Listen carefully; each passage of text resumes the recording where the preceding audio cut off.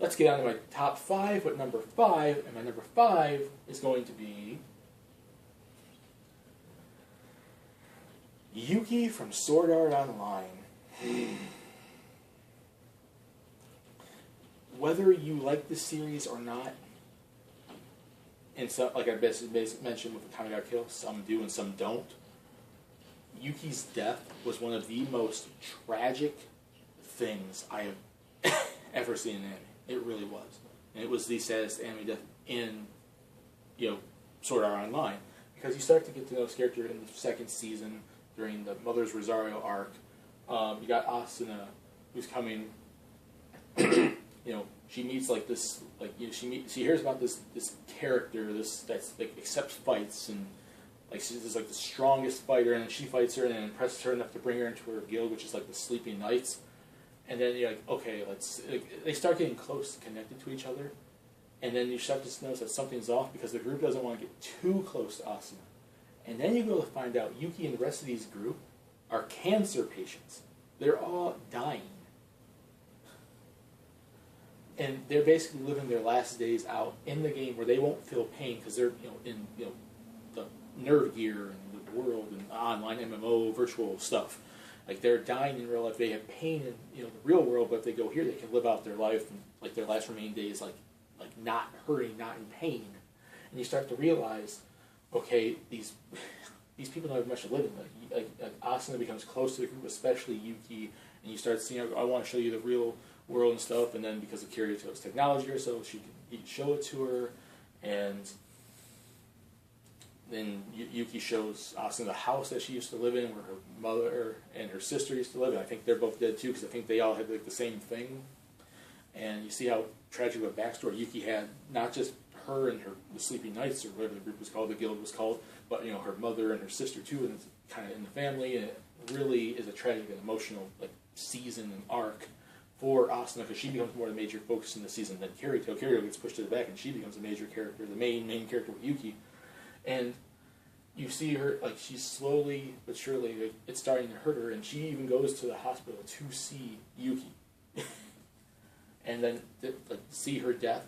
All these players come at the same tree that she accepted fights at. She died in Asuna's arms, with hundreds of players coming to, pay respect to her, pay respect to her in her dying moments. It was a sad ending to season 2. It really, really was. That's my number 5. My number 4 is going to be Maze Hughes from Fullmetal Alchemist / Fullmetal Alchemist Brotherhood. He was such an awesome character, he could be awesome in fighting, but so comedic at the same time, because how much he pushed his daughter, how much he loved his daughter, and his wife for that matter, and he pushed, oh, you want to see my picture of my daughter? Here, I got 1 million of them, here, I'm a dad, here's my daughter. And earlier in the series, his daughter is actually born, so it kind of a time gap, especially, you see her, the birth of the daughter, to her getting older, and then how much it affects both the mom and the daughter when she dies. And he gets killed basically by one of the homunculi, basically pretending to be his wife, and they shoot him in cold blood, killing him. And the death itself is tragic because he's leaving behind both a wife and a daughter, but at the same time, how it affects all these other characters, especially his partners in the army, his partners in the his the soldiers and stuff like that, all the other people he works with. It was one of the saddest I've ever seen. It's not just his family being affected, his daughter wondering why they're putting daddy in the hole because he has to go to work, but how much it affects, everyone else. Jeez. That's my number 4. Here's my number 3. Nephrite from Sailor Moon. Now, here is one thing I want to mention. Nephrite is the only villain on this list.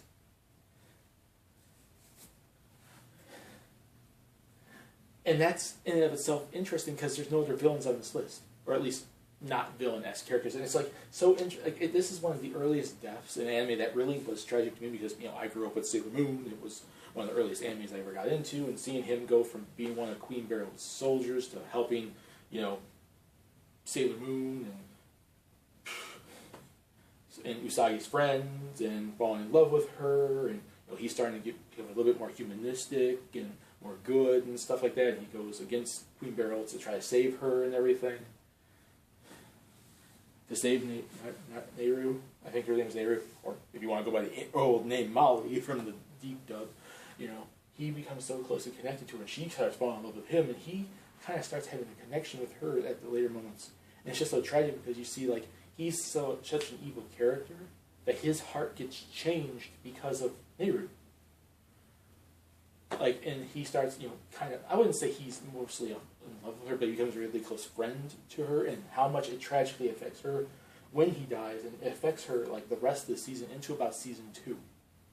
I think about end of season 1, early season 2, when she starts, getting over, accepting it and moving on. But you see how much it affects her and how much she breaks down in tears in front of the Sailor Guardians. Well, his body is dead because Queen Beryl soldiers go and kill him.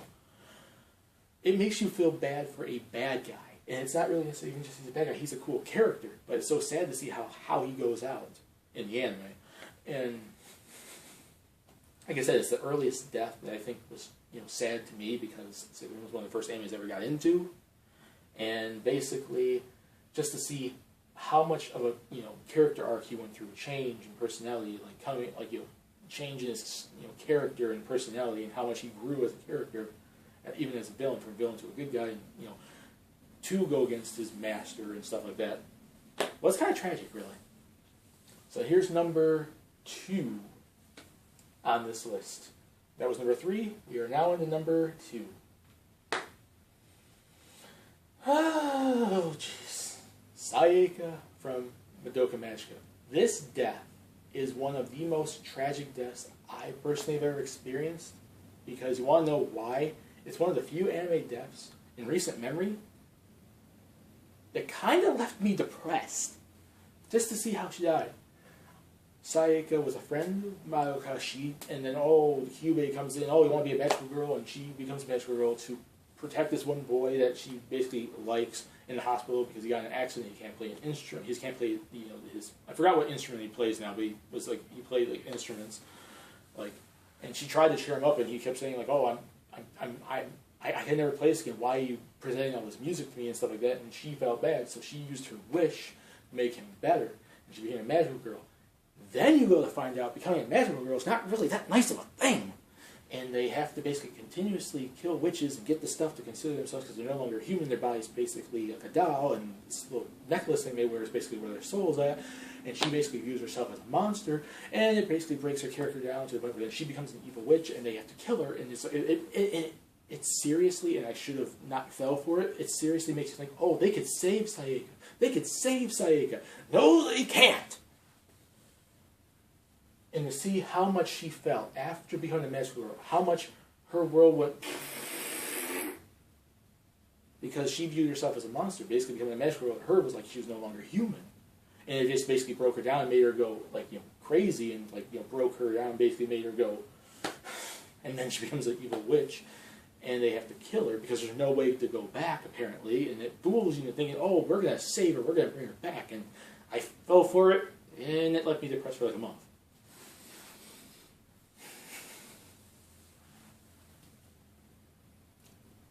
Internally depressed, not externally, mind you. That's my number 2. Now, before we get on to my number 1, let's quickly get on to some honorable mentions that were some other sad anime deaths that I liked as well. Or actually, I'd say but some of my top choices for sad anime deaths. They barely missed the list, but they're some of the biggest saddest anime deaths to me in general as well. Wolfwood from Trigun, because he was such an awesome character, and he goes out pretty much in a blaze of glory, dying in a church because he was weak in battle. It was kind of sad, because you didn't expect him to die. Nina Tucker from Fullmetal Alchemist, because how in the world can you fuse alchemy, your daughter and your dog together, and then she gets killed, and she blah. Krillin from Dragon Ball Z. Now I'm specifically picking the Namek one against Frieza when he gets blown up and turns Goku Super Saiyan because it's kind of sad. It kind of comes out of nowhere, which pushes Goku because of his close friendship with Krillin into Super Saiyan's form. But this also could include the death from Dragon Ball as well against King Piccolo's men, which kind of came out of nowhere and showed you the first tragic main character death, or even the death against Super 17 in GT, or the Buu death he had as well. Just Krillin's deaths in general, all four of them. Kamina from Gurren Lagann, because he dies as a hero, and it is tragic, and I've seen it coming, and it really affects every single character in the entire anime. And the audience as well. Sachi from Soria Online. Now, I viewed Yuki as sadder, because you got to know her more, and Sachi kind of comes in one episode and leaves, but it's kind of tragic, because she just dies because their group, their guild is a bunch of idiots. They go in and get killed, and then the rest, and she just dies, and it really impacts Kirito for so many episodes until he finally finds a way to overcome the sadness and depression he feels from their guild dying. And it was a one episode tragic story. There you go. Lancer from FateZero, not Fate Stay Night, FateZero, because it's so crazy. Because then he basically gets turned against his master kind of gets turned against him because one of the other masters comes in and gets his seals, command seals, and has him kill himself. He literally stabs himself in the chest, cursing everyone, cursing, Saber, who has nothing to do with it. Her master goes and does and just kills him off. Blood dripping from his eyes, blood dripping from his mouth, dead. And he was such a cool character, too. Wizardmon, because Wizardmon was so cool. It was a semi-other villainous character working for Abu Myodismon, who then turns against him to help,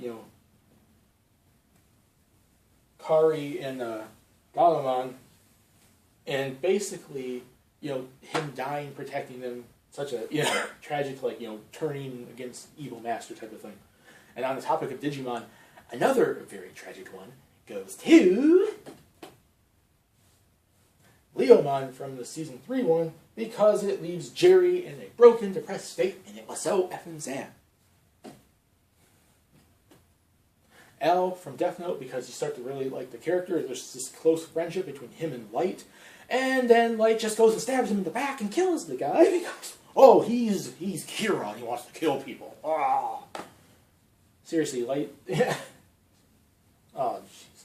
L was so cool, and it was such a sad way to see him die.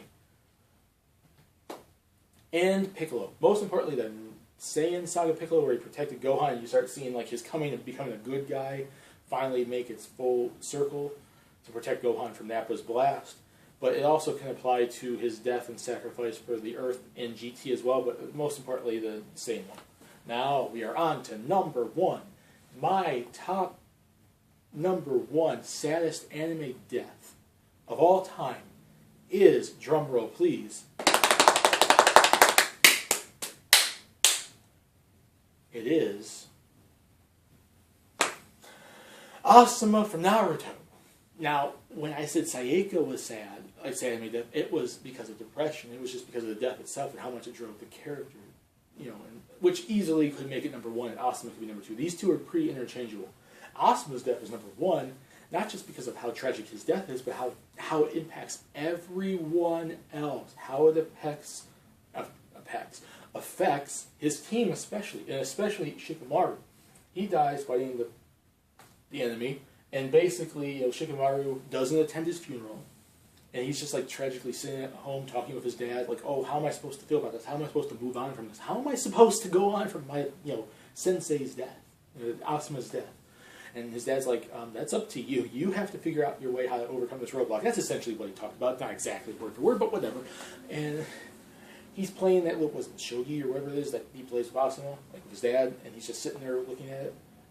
And the moment he breaks down, tears coming from his eyes, his dad's sitting outside the house, listening in on him, just tearing up, and was the moment made the death to me. Not just because of how sad it was, because Asuma was an awesome character, but for how it affected everyone else, especially Shikamaru, because he didn't know how to affect him. He wasn't super emotional at all until he broke down. And you never really see Shikamaru like that at all. You've never really seen him. And Shikamaru was one of my favorite characters leading up to that point. But at that point, just to see how emotional he got over Asuma's death made him one of my favorite characters of all in the entire Naruto series. And it made him a better character in general. And that's it for my tragic anime deaths. Every single one of them, in some way, shape, or form, was sad. Nah, that's it. Hope you guys like this video. Put in the comment section what you guys think. What are some of your saddest anime deaths that you've ever came across? Saddest manga deaths you've ever came across? Put in the comment section below. We can discuss it there. Hope you guys like this video. Please subscribe if you want to. Have a lovely day. And let's just hope that me talking about all this stuff doesn't get me depressed again, because I really, really don't need that right now. See y'all later. Bye.